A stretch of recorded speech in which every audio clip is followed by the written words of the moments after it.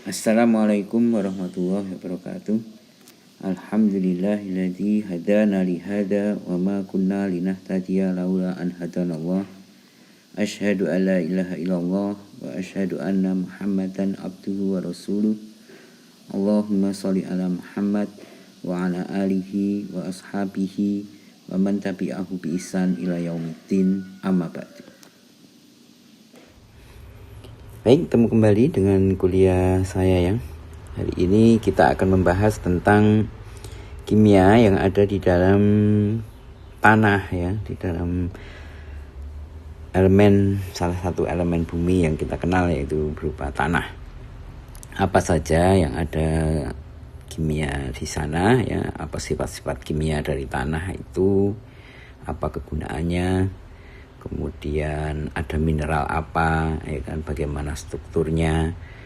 Kemudian kita juga mungkin akan perlu tahu bagaimana kita mengenali suatu tanah itu baik atau tidak ya, berdasarkan sifat kimia yang ada di dalam tanah itu ya, sehingga diharapkan Anda bisa memahami tentang kimia lingkungan ya, khususnya yang berkaitan dengan kimia tanah. Lebih lagi diharapkan tentunya Anda dapat menganalisis dan mampu menjelaskan ya, bagaimana konsep kimia lingkungan ya dalam topik kimia tanah ini ya. Misalnya nanti apa itu koloid tanah, struktur mineral lempung ya kan? Kemudian pertukaran ion dalam tanah itu seperti apa ya. Dan tentunya diharapkan dengan mempelajari ini Anda akan memahami tentang koloid organik juga ya. Kemudian apa itu keasaman tanah, apa fungsinya. Nah, itu kira-kira yang menjadi targetnya kita dalam pertemuan kita ini.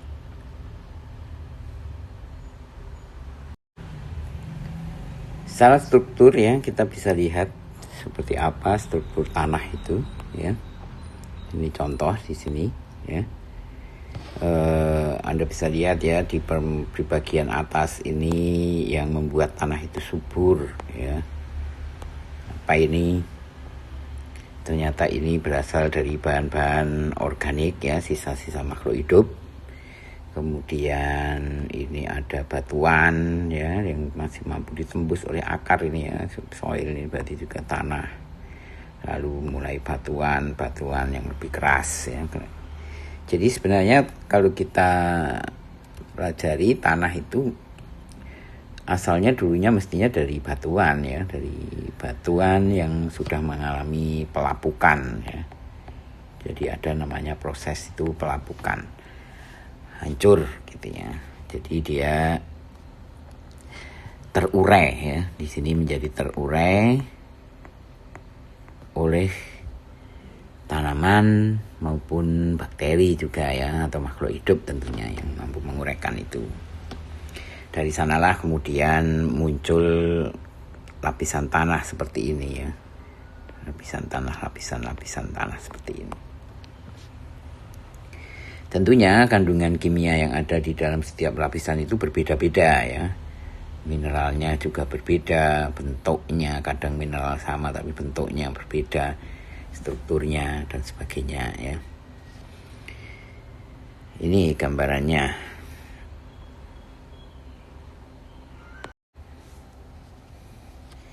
Jadi tekstur tanah yang kita tunjukkan tadi itu terbentuknya itu dipengaruhi oleh beberapa komponen ya. Ada beberapa komponen yang mempengaruhi terbentuknya tekstur itu ya.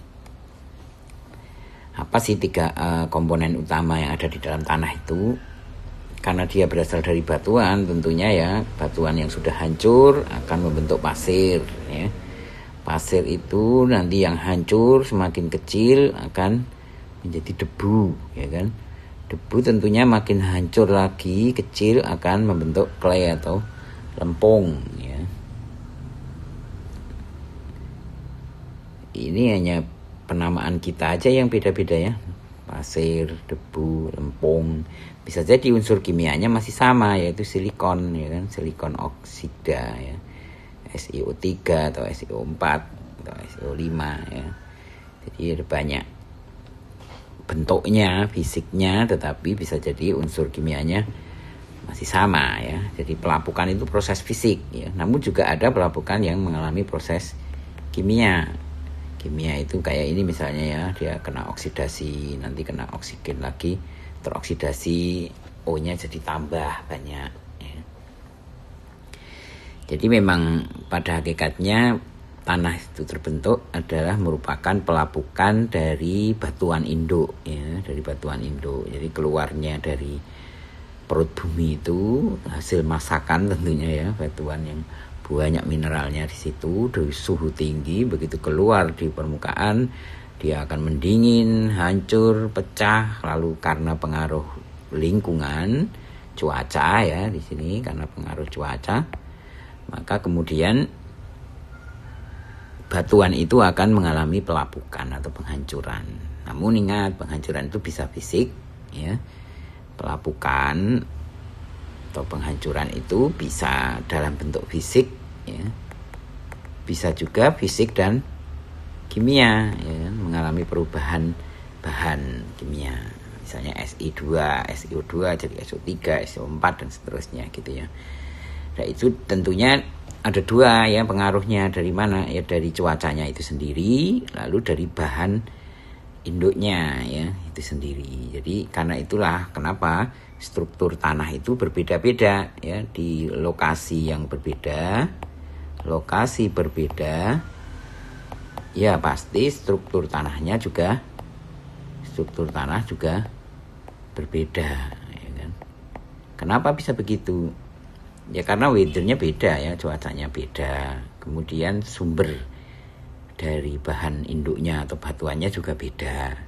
Belum lagi kayak kemiringan. Kalau kemiringannya tinggi, otomatis permukaan yang kayak ini, ya, misalnya contoh ini akan tergerus air, ini, ya, akan hilang. Jadi tidak punya permukaan yang subur itu tadi, ya. Kemudian, ya, tentunya waktu juga, ya, makin lama juga waktu berpengaruh. Batu yang baru lapuk, ya, tentu kandungan haranya masih sedikit. Yang sudah lama kandungan haranya akan bagus, apalagi yang diolah tanahnya, dia akan bagus. Nah, di sini dalam kimia tanah ini kita berbicara tentang apa itu koloid, ya. Koloid, kalau tentu Anda mengenal ada larutan, ada koloid, ada suspensi, ya kan? Sebenarnya ini adalah tentang ukuran, ya, tentang ukuran dari partikel itu, ya, ukuran dari partikel. Jadi koloid ini, kandungan kimia dalam tanah ini dipengaruhi oleh lempung dan humus, ya, yang ada di dalam tanah, ya, lempung maupun bahan organiknya itu kita kenal dengan nama humus, ya. Peranan yang penting itu tentunya yang banyak, ya kan. Nah, koloid ini yang ada di dalam tanah biasanya berbentuk lempung, ya, clay atau lempung. Humus juga, ya, dari pecahan-pecahan organik, bahan-bahan organik itu. Koloid itu berarti ukurannya kecil di sini, ya, ukurannya kecil sekali. Koloid itu ukurannya sangat kecil.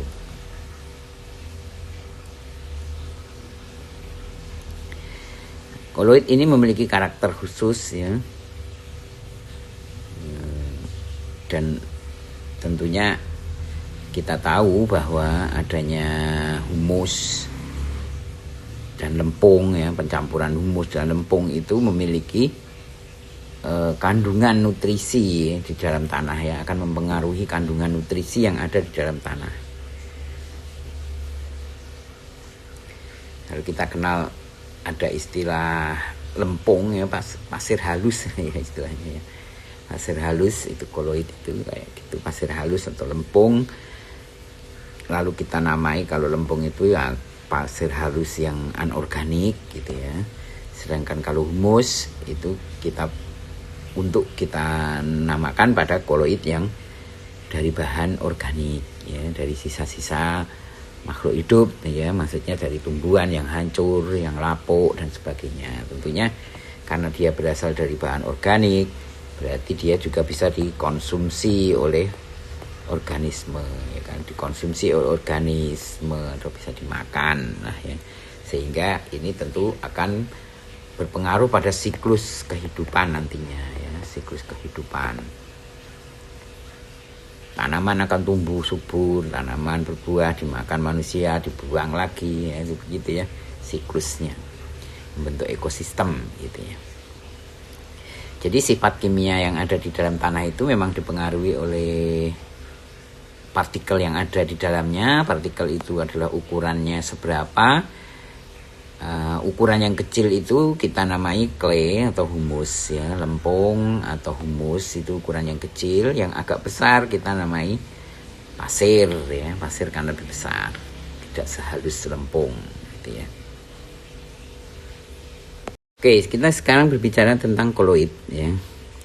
Tadi kita sudah kenalkan bahwa yang paling pengaruhnya besar pada sifat tanah itu adalah koloid, ya, bukan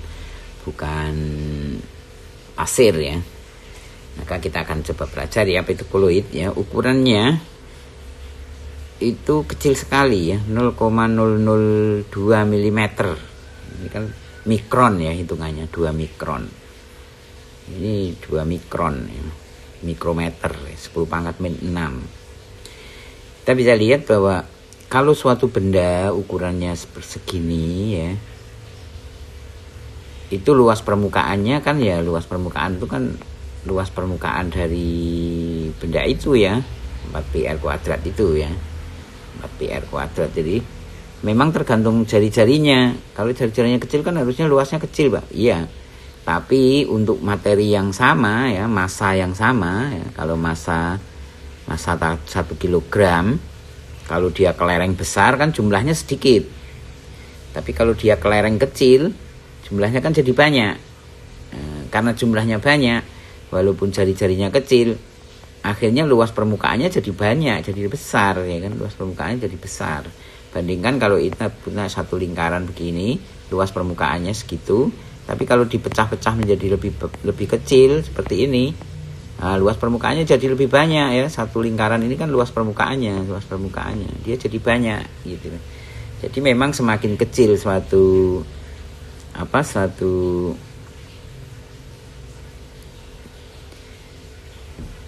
ukuran, ya, ukuran dari partikel itu, berarti dia akan meningkatkan luas permukaannya, ya. Memang semakin kecil ukurannya, luas permukaannya akan semakin besar, ya, maksudnya itu, ya. Jadi makin kecil tapi jumlahnya malah lebih banyak pada satu massa yang sama, kan gitu kan. Kita membandingkannya dengan satu massa yang sama. Ini koloid ini, ya. Jadi koloid tadi apa? Lempung, ya, atau humus, ya. Jadi partikel yang kecil, ya, lempung atau humus. Koloid ini kita kategorikan sebagai mineral sekunder, ya, karena merupakan pasti hasil pelapukan, ya. Nggak mungkin koloid itu primer, ya. Kalau primernya masih batu besar begitu kan, masih batu. Setelah melapuk, hancur dia, terkikis oleh hujan dan sebagainya, akhirnya jadi butiran-butiran pasir, hancur lagi jadilah lempung, kan gitu kan. Dari batu berbenturan jadi pasir berbenturan hancur lagi atau mengalami pelapukan, jadilah dia lempung kalau dia anorganik. Kalau organik jadilah dia humus, gitu ya kita definisikannya. Jadi humus sebenarnya sama-sama lempung, kayak lempung gitu ya, sama-sama kecil butirannya gitu ya. Kalau kena air ya mudah larut gitu, mudah hilang. Jadi pasir dan debu terdiri atas mineral primer yang resisten terhadap pelapukan. Itu yang pasir, ya, yang agak besar. Jadi debu itu setara dengan pasir, ya, bisa disetarakan dengan pasir. Agak besar, ya. Kalau koloid itu memang lebih kecil lagi, ya kan? Dan koloid inilah yang memiliki peran yang sangat penting, ya, dalam kimia tanah itu ya, dia sifat kimia tanah itu dipengaruhi oleh koloid yang ada di dalamnya ya. Apakah dia mampu menyerap nutrisi atau tidak ya. Contoh misalnya lempung, tanah lempung. Kalau kamu tahu tanah lempung itu memiliki karakter mudah pecah ya. Jadi kalau musim kemarau tanahnya retak-retak gitu. Jadi kalau kita di sawah itu kok tanahnya retak-retak berarti banyak mengandung lempung ya, humusnya sedikit gitu ya. Kalau banyak humus tentunya tidak retak ya. Jadi di sini karena dia memiliki karakter kembang kerut ya, maksudnya ekspansi dan mengkerutnya itu tidak terbatas begitu ya, sehingga dia mudah retak atau mengalami cracking ya di musim kemarau. Kalau ada air dia langsung jenuh ya, jadi kayak airnya tertahan begitu ya, airnya nggak bisa lewat. Jadi dia memang bisa menahan air ya kan, menahan air, makanya dia cocok memang ya lempung dengan ditambah humus itu memang cocok ya untuk tanaman, tapi bagusnya ditambah pasir juga tentunya ya. Jadi sifat itu harus dipadukan ya. Kalau pasir itu kan nggak bisa menahan air ya. Nah, koloid ini didominasi oleh mineral organik yang biasanya karena kita tahu kemarin itu kan ya kita sudah pelajari bahwa silika ini yang menjadi senyawa atau mineral yang paling banyak di muka bumi itu adalah silika ya, silika atau silikon. Rumus kimianya Si ya. Dia biasanya kalau di bumi ya pasti berikatan dengan oksigen ya, menjadi SiO3 atau Si berapa begitu. Namun terkadang ini dia juga tidak sendirian ya, oksigen itu juga berikatan dengan besi juga ya kan, atau berikatan dengan aluminium juga, atau berikatan dengan mangan juga ya. Jadi ini bisa menjadi satu kesatuan yang kalau dalam ilmu kita disebut, dalam ilmu bumi disebut mineral ya, menjadi sebuah mineral. Jadi mineral ini memang gabungan ya, gabungan dari beberapa senyawa. Ada yang unsur sendirian, memang ada mineral silikon. Tapi biasanya mineral itu gabungan, karena itulah mineral itu namanya banyak ya. Tapi kalau dianalisis nanti kita dapatnya ya senyawa kimianya itu silikon, besi dan sebagainya. Ini gambaran ukurannya ya, ini dalam ukuran mikron. Mikron itu 10⁻⁶ mm ya, meter ya, 10⁻⁶ meter. Jadi kalau dalam milimeter dia 0,0010 berarti ya, 0,10 milimeter ya. Jadi ini kecil sekali, bisa Anda bayangkan 1 mili nggak kelihatan ya kan. Apalagi ini sampai dibagi lagi 1000 kan, kecil sekali. Ya ini dibesarkan dengan mikroskop elektron ya. Dibesarkan sehingga tampak di sini lempengan-lempengan, ini kan lempengan ya. Ini bisa dilihat dengan menggunakan alat yang namanya itu SEM ya. SEM untuk melihat ini. Ya, ini kan lempengan-lempengan ini ya. Lempengan ini tentu bentuknya adalah merupakan struktur ya. Struktur ini ada kayak lapis-lapis begini kan. Ini kan lapis-lapis begini. Itu struktur dasarnya ya. Jadi dia berupa lapisan-lapisan dari molekul-molekul itu yang bergandengan membentuk lapisan-lapisan begitu. Karena lapisan yang hanya bertumpuk begini tentunya mudah dipisah ya, dengan diinjak, dihancur, ya mudah ya. Tapi kalau melepaskan lempengan ini, senyawa yang ada di molekul yang ada di lempengan ini tentu lebih sulit ya, harus dengan menggunakan bahan kimia atau apa. Ini gambaran ya, gambarannya. Nah khusus lempung ini ya, jadi kita tahu lempung itu memiliki struktur kimia khususnya, kita sebut dia ada yang kita sebut dengan tetrahedron ya. Tetra itu artinya adalah 4 ya.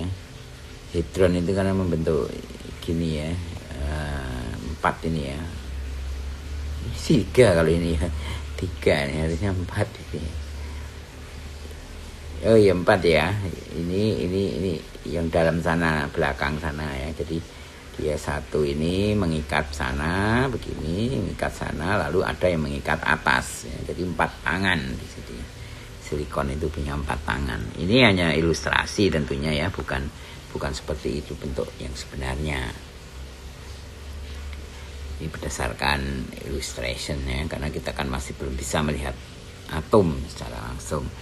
Jadi silikat ini silikat model tetrahedron. Berarti silikat dengan oksigen ada yang tidak tetrahedron, ada ya model selain tetrahedron itu tentunya ada ya model yang lain, oktahedron atau apa. Nah, satu lempengan ini kemudian berikatan dengan lempengan yang lain ya. Misalnya ini ada lempengan satu silikon yang lain punya tetrahedron, ini atom oksigen lagi, atom oksigen lagi, atom oksigen lagi, atom oksigen lagi ya. Jadi membentuk lempengan-lempengan nanti akan membentuk seperti ini lempengan ini ya. Kalau kita lihat secara mikroskopis dia hanya tampak seperti ini lempengan ya, lempengan dasar gitu.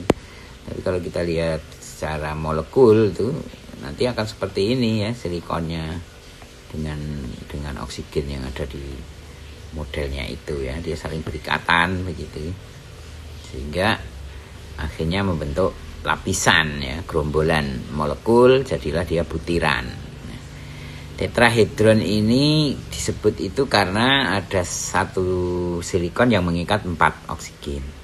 Tetrahedron ini membentuk sheet atau lembaran yang bergabung ya, dengan gabungannya itu tentu adalah oksigennya ini yang saling bergabung ya. Kita lihat di gambar fotonya ini ya, foto. Kalau ini foto ya, kalau ini model ya. Model itu bukan foto yang sebenarnya. Rekaan lah ya, rekaan kita untuk menggambarkan foto ini ya kan. Apa itu yang lempeng-lempeng itu? Kalau dipelajari lebih besar itu seperti ini.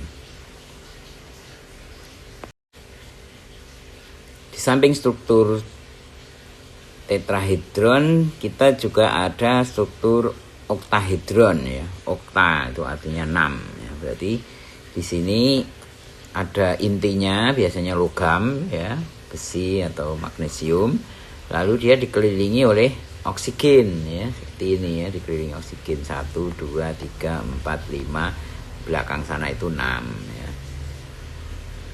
Ini 1 2 3 4. Ini kalau ini 4 ya, tetrahedron. Tadi oktahedron. Nanti lembaran-lembaran satu struktur ini akhirnya nanti berikatan juga dengan struktur yang lain ya kan, berikatan dengan struktur yang lain membentuk lembaran seperti dalam foto tadi ya. Jadi kalau lembaran tadi kita belum kelihatan ini strukturnya okta atau tetra ya, tapi setelah dibelah dilihat lagi lebih kecil, tentunya melihatnya ya harus menggunakan satu instrumen ya, biasanya pakai X-ray ya, X-ray diffraction. Jadi sinar X ya, dari sinar X itu nanti akan memancarkan intensitas cahayanya, lalu dari intensitas itu kita bisa bandingkan ya dengan struktur-struktur yang sudah kita miliki ya, sehingga kita akan tahu oh ini strukturnya bentuknya ini. Itu sampai sekarang kita masih sulit ya untuk melihat secara visual bagaimana atom itu yang terlalu kecil, belum mampu lah kita melihat.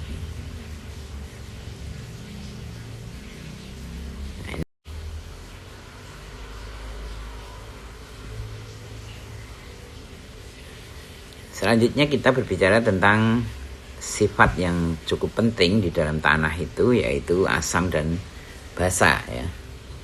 Asam dan basa itu indikatornya adalah pH ya. pH ini akan mengindikasikan ya apakah dia termasuk asam atau basa. Biasanya karakternya diukur dari pH tengah yaitu 7. Kalau lebih dari 7 berarti basa, kalau kurang dari 7 berarti bersifat asam. Kemarin kita sudah belajar apa itu asam dan basa. Kaitannya adalah dengan donasi H plus ya kan? Yang mendonasikan disebut asam, yang menerima disebut basa. Memang itu pasangan ya, pasangan acceptan.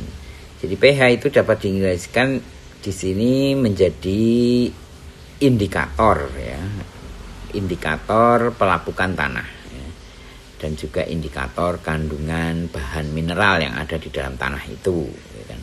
Lama pelapukannya, intensitasnya ya kan, kemudian kation basa dalam tanah itu ya kan, adanya kationnya bagaimana. Jadi sifat tanah itu sebenarnya bisa diindikasikan dengan mudah dari mengukur pH-nya. pH sekian berarti sifatnya, batuannya dan sebagainya bisa kita karakterisasi ya. Kalau dia bersifat asam berarti banyak mengandung H+. Ya. Kalau yang bersifat basa berarti mengandung basa yang dapat ditukar ya, dari ditukar dengan H+ itu.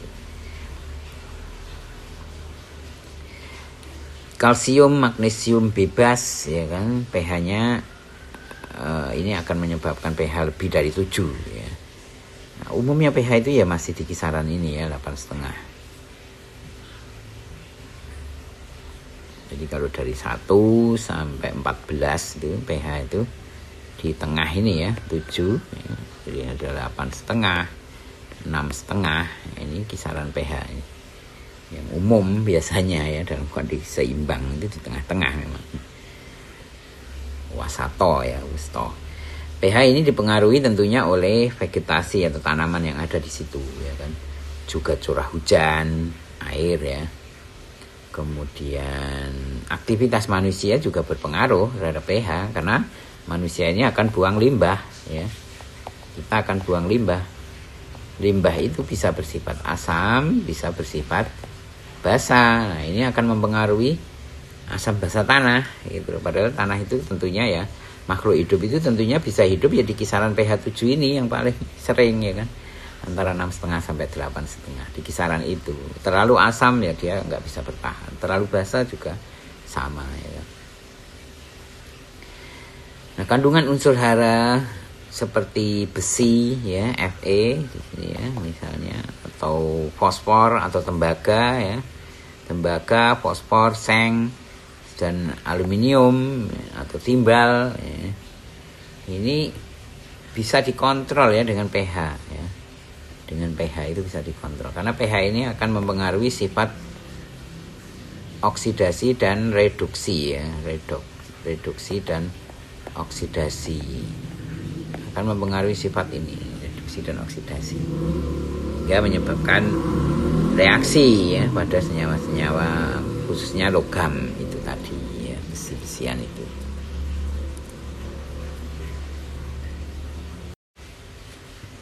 Tadi sudah kita singgung ya bahwa sumber keasaman tanah itu sebabnya dari mana sih? Ya dari bahan batuannya ya, dari batuannya, bahan ini, bahan yang akan melapuk itu. Kalau bahannya banyak mengandung besi ya nanti beda ya tentunya kalau melapuk. Misalnya tanah kapur ya kan. Tanah kapur ini kan yang mengandung kalsium, ketika lapuk ya.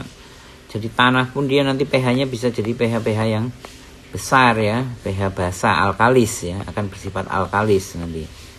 Dia akan bersifat alkalis, ya, banyak mengandung kalsium, kapur. Kalau tanah-tanah dari yang banyak mengandung besi ya, misalnya lelehan dari Merapi misalnya ya, itu banyak mengandung besi, ya tentu sifat tanahnya akan berbeda, cenderung asam ya. Tapi iklim akan mengubah ya kan, iklim itu akan cenderung mengubah. Semua alam itu akan berada pada kondisi yang kesetimbangan ya kan? Biasanya begitu memang alam itu ya. Kesetimbangan itu berarti pH-nya kisaran 7, bisa 8,5, bisa 6,5 ya kan. Kalau asam itu ya kisaran ini, kalau alkalis kisaran 8,5 ya. Tapi kalau kapur baru ya bisa 17, bisa 14 ya. Bisa sampai sampai tinggi sekali kalsium basanya ya. Tapi oleh iklim dia akan dibawa ke kesetimbangan ya, 6,5 sampai 8,5. Juga bahan-bahan organik ketika sudah di pH seperti ini, tanaman bisa hidup ya. Tanaman hidup. Lalu dia juga mati. Mati akan mempengaruhi bahan organik yang tercampur di tanah itu. Akan mempengaruhi pH juga. Akan akhirnya jadi siklus seperti itu ya.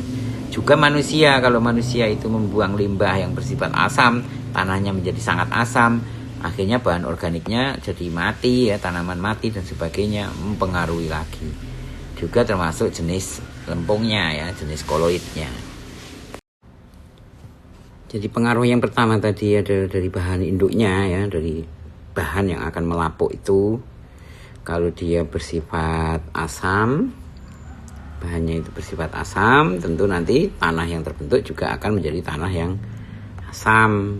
Demikian kalau bahan batunya itu bersifat basa atau alkalis, tanah yang terbentuk nanti akan bersifat basa juga atau alkalis. Ya. Demikian juga iklim, ya. Kalau iklim itu kalau hujannya banyak, ya, tanah yang dengan curah hujan yang tinggi akan menjadi tanah yang bersifat asam, ya, tanah yang bersifat asam.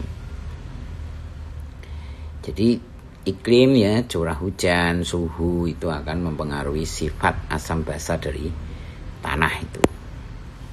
Bahan organik nanti ya kita sebut asam-asaman organik, pupuk, ya, kadang manusia juga memberi pupuk, tapi itu pengaruh manusia, ya. Jadi ada asam organik, ada bahan organik, ya. Kemudian pengaruh manusia, antara lain apa itu manusia, ya, manusia kan bisa memberi pupuk, ya, pupuk itu juga akan mempengaruhi keasaman tanah. Tentunya manusia harus mengatur, ya, pupuknya itu biar tanah itu tidak terlalu asam, tidak terlalu basah, ya. Biasanya lawannya adalah dengan pengapuran, dikasih kapur, ya. Kalau ingin basah dikasih kapur, kalau dikasih pupuk rata-rata akan membuat menjadi lebih asam, ya, menjadi lebih asam. Lempungnya, ya, lempung itu kan dia butiran mineral, punya muatan, ya, muatan negatif atau muatan positif, ya. Kalau tanah ya umumnya negatif, ya, jadi dia akan menjadi sumber, ya, sumber yang mempengaruhi keasaman dari tanah itu. Nah, tanah asam itu memberi masalah tidak sih sebenarnya, ya, bagi makhluk hidup, ya, tentunya. Kalau di tanah pertanian itu pasti diinginkan di kisaran netral tadi, ya, jadi di kisaran 7, ya, sekitar ini 7 plus minus lah, ya, sekitar 7. Kalau terlalu asam itu akan menjadi masalah nanti, ya. Kenapa pelapukannya jadi lambat, ya? Karena kalau asam itu asam, ya, bakteri itu juga akan mati, ya kan? Bakteri akan mati di sini. Makanya di perut kita kan ada asam lambung, kan? Itu memang untuk menetralisir bakteri, ya, yang mungkin ikut masuk ke makanan kita, ya. Sebenarnya kita ingin makan tapi bakterinya ikut. Jadi karena ada asam lambung mati bakterinya di sana. Jadi memang dia akan membunuh bakteri, sehingga kalau terlalu asam akhirnya pelapukannya juga jadi lambat, ya, karena bakteri nggak hidup di situ, ya, jadi kan lapuk tanahnya lebih lambat pelapukannya. Kemudian aktivitas organismenya juga menjadi lebih rendah, ya, aktivitas organismenya menjadi rendah.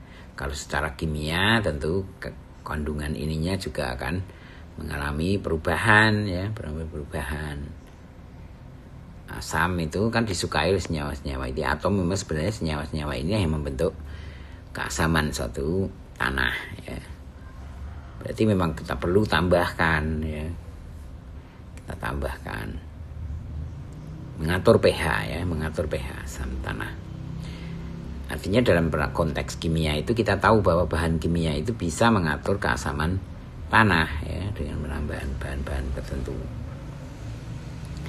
Tanah yang asam produktivitasnya rendah, ya, jelas, ya. Tidak semua tanah itu, tidak semua tanaman ada yang tidak mampu bertahan di tanah yang asam, ya kan, pertumbuhannya terhambat, ya, dan seterusnya. Artinya tanah asam itu adalah problem lah, ya, dari dalam konteks umum berarti tanah asam itu adalah merupakan masalah, ya, pembawa masalah. Berarti kita harus menjaga tanah itu, ya, biar tidak terlalu asam, tidak juga terlalu basah, ya.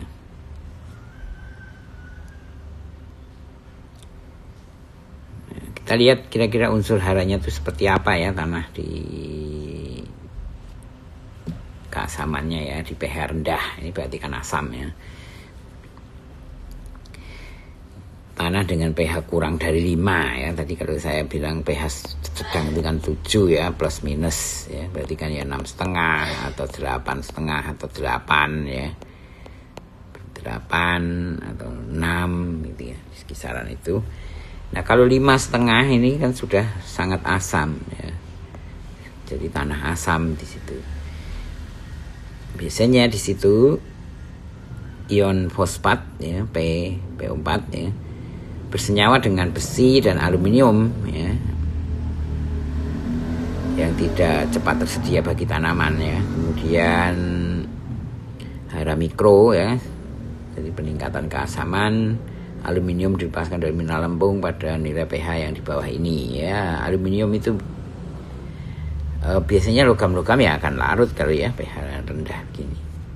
Aktivitas bakteri menurun, proses nitrifikasi terhambat ya, nitrifikasi terhambat. Itu pH rendah ya sampai. Lalu yang kita sebut sedang, jadi ini kita sendiri ya, kita sebut sedang. Kalau batasnya 5,5 ya, kalau 7 netral ya, ini kita sebut sedang di sini. Kurang dari ini kita sebut asam. Kalau kimia nyebutnya kalau kurang dari 7 asam ya, tapi ini kan dalam bidang lain ya. Jadi kurang dari 5,5 kita sebut tanah asam, antara 5,5 sampai 7 kita sebut sedang. Ini sifatnya dianggapnya agak netral ya kan, kisaran pH-nya baik untuk sebagian besar tanaman ya. Jadi tanah pertanian pasti diatur pH-nya sekian ya. Mikro dan makronya optimum, mikroorganisme juga tumbuh dengan baik ya. Ya, ini sifat yang paling baik ya. Jadi sifat yang paling baik. Berarti kalau terlalu asam bagaimana tadi? Tambah kalsium ya biar naik pH-nya. Kalau tinggi sekarang, kalau pH-nya tinggi, pH tinggi itu kita kategorikan dia 7 ke atas ya, 7 sampai 8,5. Di pH tinggi ini banyak apa ini ya, istilahnya kadar kalsium dan magnesiumnya tinggi ya. Kadar kalsium dan magnesium ini kan sumber dari batu kapur ya. Dari batu kapur CaCO3 itu ya. CaCO.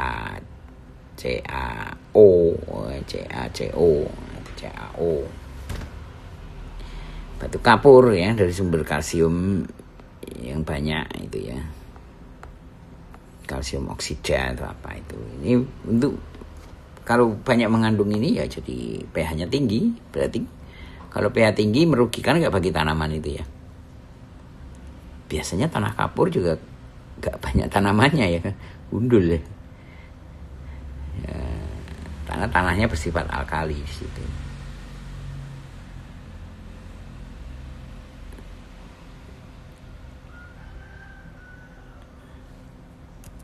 Ya itu tanah. Kalau di atas 8,5 bagaimana? Berarti wah, ini tadi kan unsurnya kan kita menyebutnya 5,5, 7, kemudian 8,5. Nah, ini kita sebut asam ya kan. Ini kita sebut sedang, yang paling baik ya, yang paling optimum. Ini yang sedang. Sedang di sini. Lalu di sini kita sebut tinggi. Lalu kalau yang lebih dari 8,5 berarti tinggi sekali ya. Kita sebut dia sangat tinggi sekali ya. Kalau yang lebih tinggi seperti itu apakah baik bagi makhluk hidup ya? Tentunya juga tidak baik ya, tidak baik. Makanya tadi saya menyebut ya bahwa iklim atau bahwa makhluk hidup itu memang biasa hidup di pertengahan ya, 7. Nah, di sini ternyata kita kategorikannya 5,5 dan 8,5 ya. Di sinilah kita masih bisa hidup ya. Tapi kalau di alam, di dalam konteks tanah ternyata yang paling baik adalah 5,5 sampai 7 ya. Yang paling optimum. 7 sampai 8 masih bisa sih, hanya beberapa tanaman yang tidak tahan di situ ya. Jadi kalau sudah sangat tinggi tentu ini juga akan sama pengaruhnya dengan sangat rendah ya, sangat asam tadi. Aktivitas bakteri juga rendah, nitrifikasi rendah, ketersediaan unsur hara juga berkurang ya, bahkan bisa terjadi ya banyak sekali di situ problemnya ya. Banyak banyak sekali problemnya ya, sama ya. Jadi ada pH tinggi, pH rendah di situ. Nah, sekarang tentang pencemaran tanah ya. Tanah itu bisa tercemar. Kapan kita sebut tanah itu tercemar ya? Kalau tadi kita melihatnya tanah, berarti kan ada tanah yang baik ya. Tanah yang baik. Yang baik itu berarti yang kondusif untuk makhluk hidup ya. Makhluk hidup. Nah, ini kan kita yang mendefinisikan ya. Baik, kondusif untuk makhluk hidup. Nah, ketika dia menyimpang ke sana atau menyimpang ke kiri ya, dari kondisi itu kita bisa menyebutnya tanah itu tercemar ya kan. Kualitasnya, tapi khusus ya kalau tercemar itu bisa juga disebabkan oleh alam, bisa juga oleh non alami. Cuma memang nanti proses alam itu akan membawa semua keadaan lingkungan itu menuju kepada baik ya, atau di pertengahan tadi ya, lama-lama akan menuju ke keseimbangan ya.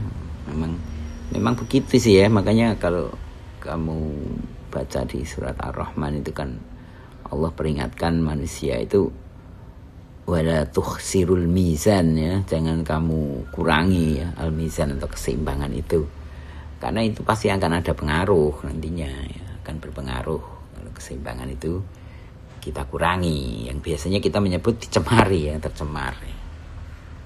Nah, pencemaran itu bisa kita masukkan kategori misalnya pencemaran darat ya. Bentuknya apa itu ya, senyawa-senyawa organik, anorganik, partikel ya kan, partikel, materi dan komponen lain yang ada di daratan ya, maksudnya di daratan. Pencemaran darat. Tentunya kalau kita istilahkan bukan alami, yaitu berarti akibat dari aktivitas manusia ya kan. Memang bisa ya manusia memberikan aktivitas yang positif dan negatif, bisa ya. Kalau positif itu kita misalnya melakukan pemupukan di sini kan positif. Kalau negatif itu biasanya karena buang ya, kita buang sampah atau waste ya. Karena sifatnya membuang, akhirnya kita nggak beraturan. Nah, itu bisa mempengaruhi ya kan. Kalau pemupukan kan kita ngatur ya, diukur ini kondisi tanah bagaimana, jadi akhirnya kita memperbaiki ya kan. Ya, tadi kalau disebutkan kenapa letaknya itu berpengaruh, karena letak itu akan juga dipengaruhi iklim juga ya. Iklim akan mempengaruhi nutrisi atau mineral tanah ya, akan mempengaruhi mineral atau nutrisi tanah. Ini akan mempengaruhi kehidupan tentunya. Nah, ini siklus ya, begitu.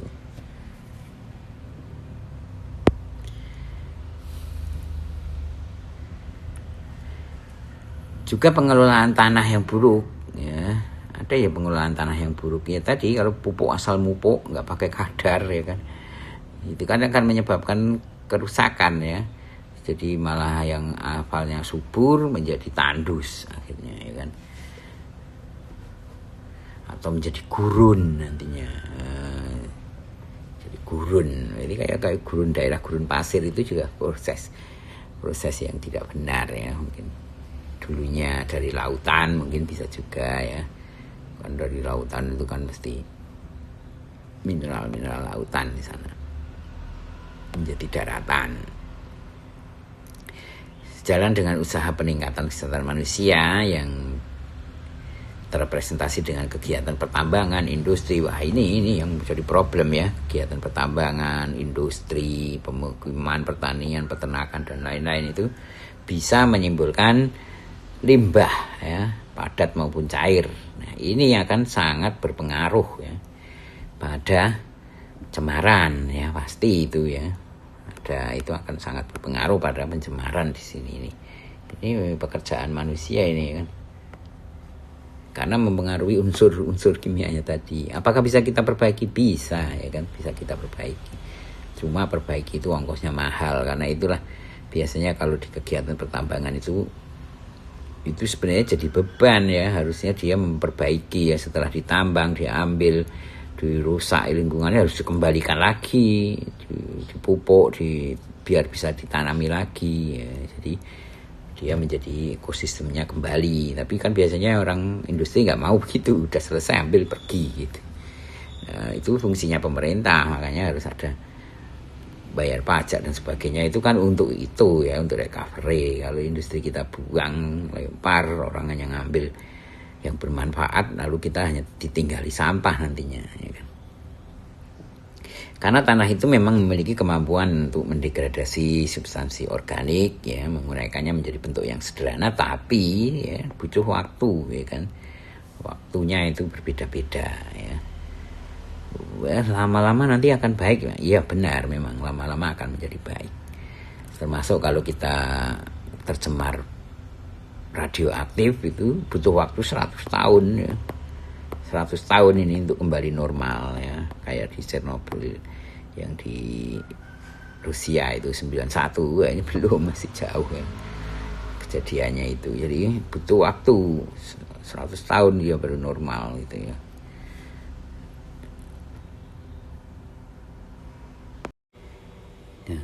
Salah satu yang paling bermanfaat kalau di tanah itu ya adalah dari senyawa organik ya. Ini senyawa organik ini nanti dia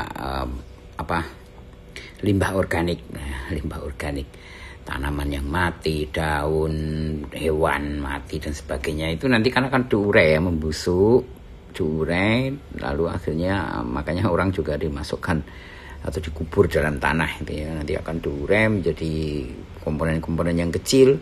Nah, itu akan menjadi nutrien ya, menjadi nutrisi bagi tanah ya. Dan proses pengubahan toksisitas pencemar dalam tanah ini dapat dilakukan oleh tanah secara mandiri ya. Tanahnya itu sendiri akan menetralisir sendiri nanti ya.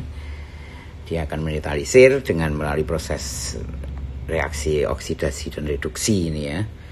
Reaksi netralisasi, reaksi asam basa dan seterusnya ya. Dan degradasi biokimia ya. Jadi yang saya bilang tadi, memang pada akhirnya berdasarkan waktu lah ya, waktu itu akan kembali normal semuanya ya, akan kembali normal, berada pada pH yang netral ya, 5,5 sampai 8,5 di sini. Setelah proses yang cukup lama. Jadi kalau kita ingin segera memanfaatkan ya harus ada tindakan dari manusia. Sebenarnya begitu ya proses di tanah ini. Jadi tanah itu kan ya kita hidup di situ ya, kita mencari makan juga di situ ya, nanam tanaman. Jadi melalui pemahaman kimia tanah ini harapannya tentu kita bisa ya melakukan manipulasi yang positif ya, manipulasi positif terhadap tanah ya, menggunakan senyawa-senyawa kimia. Nah, itulah ya. Jadi ini ada satu yang harus didalami sendiri ini ya. Coba dicari ini, apa sih komponen-komponen kimia ya, senyawa kimia yang biasanya menjadi pencemar ya di darat, di padat, air maupun di biologi. Ada ya cemaran biologi ya. Apa itu senyawa-senyawa yang ada di situ? Coba cari contoh, cari ini ya. Apa ini contohnya ya? Tentunya contohnya apa? Contoh limbahnya ya. Contoh pencemarnya. Kemudian di situ dia mencemari melalui senyawa aktif apa ya? Senyawa aktifnya apa? Pengaruhnya apa ya, pengaruh terhadap tanah itu apa. Coba dicek ya, cari, ayo dicari.